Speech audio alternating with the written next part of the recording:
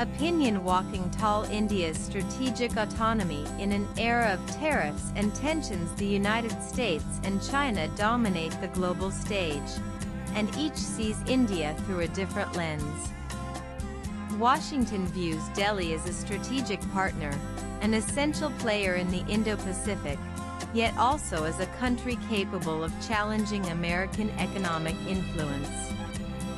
Beijing regards Delhi as its principal regional challenger, a competitor for strategic space from the Himalayas to the Indian Ocean.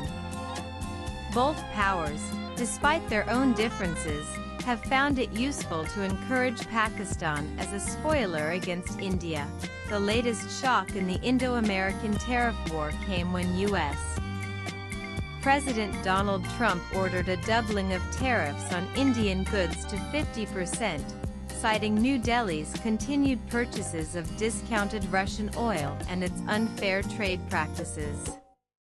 This was not an isolated skirmish. It was a reminder of how quickly even strategic partners can weaponize economic measures. Tariffs hit exporters and unsettle investor sentiment. They also embolden domestic skeptics of the relationship, pushing societies back into their ideological dugouts. For over 2 decades, India-US ties have been marked by expanding defense cooperation, intelligence sharing, and deep geopolitical links. Agreements such as Lemoa, Kumkesa, and Bika have enabled unprecedented military interoperability. The U.S. has supported India's rise in multilateral forums, from the Quad to export control regimes like the MTCR. Yet the relationship has never been free from transactional calculation. As Samir Lalwani of the Council on Foreign Relations notes, major differences remain in defense spending priorities, the role of civilian oversight, and the independence of defense industrial bases. When trade friction escalates, as it has now, these differences surface quickly.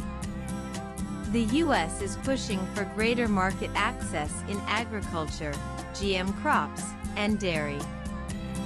This runs into India's domestic political red lines. After 3 years of farm protests, New Delhi cannot hand opponents a rallying cry. Similarly, Washington's periodic engagement with Pakistan revives Indian concerns about American strategic reliability. China's equation with India is even more complex. The two share a booming bilateral trade, mostly in critical industrial inputs, but remain locked in a military standoff along the line of actual control. After the 2020 Galwan clashes, disengagement has occurred at some points, yet Beijing has retained forward deployments in others.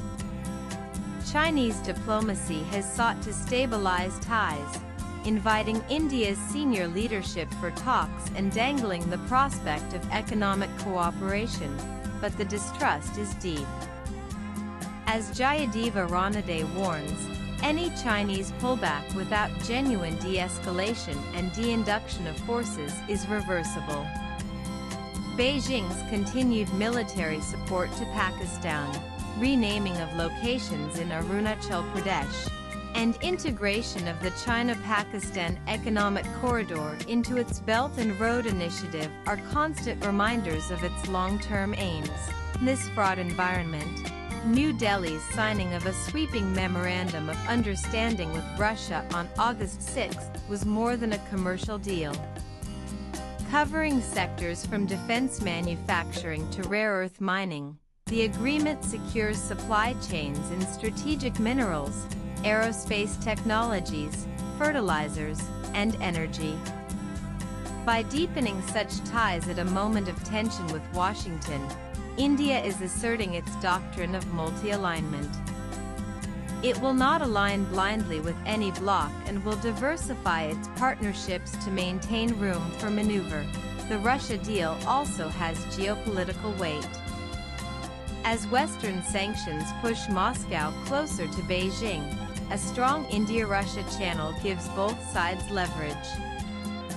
For India, it secures critical inputs for industrial modernization under Make in India and Atmanirbhar Bharat. For Russia, it offers an economic lifeline and an alternative to overdependence on China. The tariff episode underscores why India cannot afford to base its strategic future on external goodwill.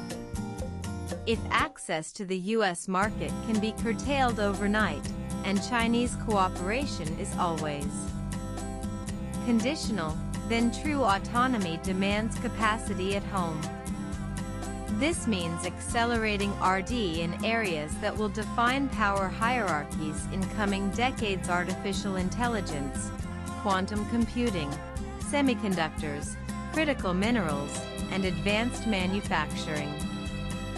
Government programs like the National Quantum Mission, India-I, and the Semiconductor Mission are important steps.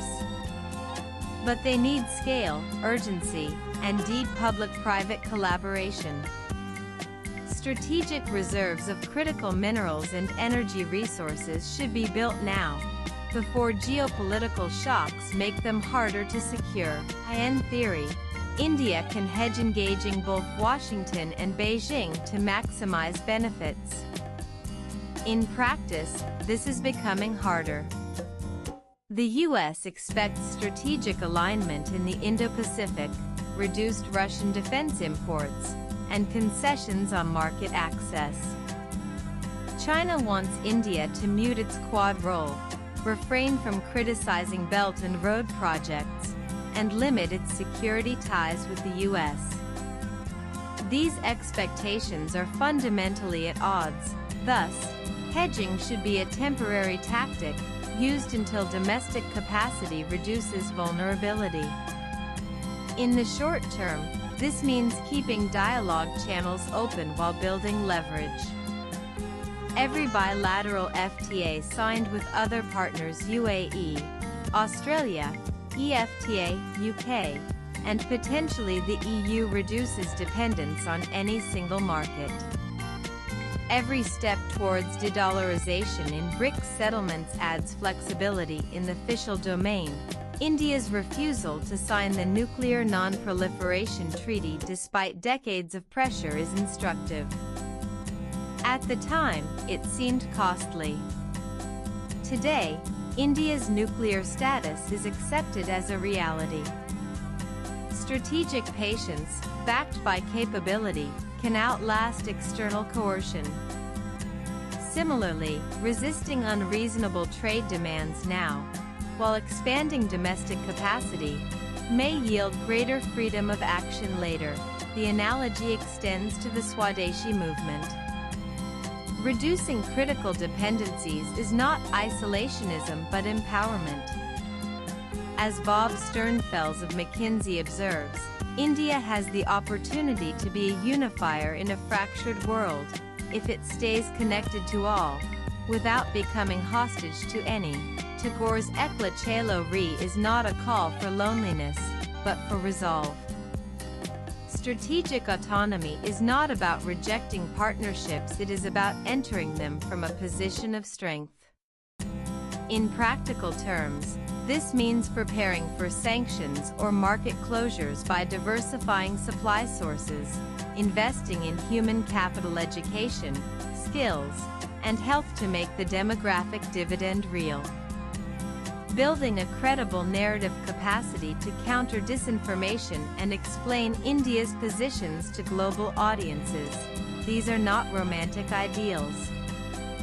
They are necessities in a system where power respects capability. The present downturn in India-US trade relations is serious but not terminal. As in the past, cooler heads may prevail, perhaps when high-level negotiations resume. Washington's flirtation with Pakistan is likely to be short-lived. Pakistan has little economic or strategic value to offer beyond nuisance potential. The greater risk is that India becomes reactive, trapped between appeasing one power and containing another, swipe left for next video. The wiser course is to endure short-term pain, invest in the enablers of autonomy, and prepare for a world where even close partners may turn adversarial on specific issues. This is not about walking away from the US or Chin. It is about walking tall, with the means to chart one's own path. The writer is a retired brigadier in the Indian Army. Views expressed in the above piece are personal and solely those of the author. They do not end.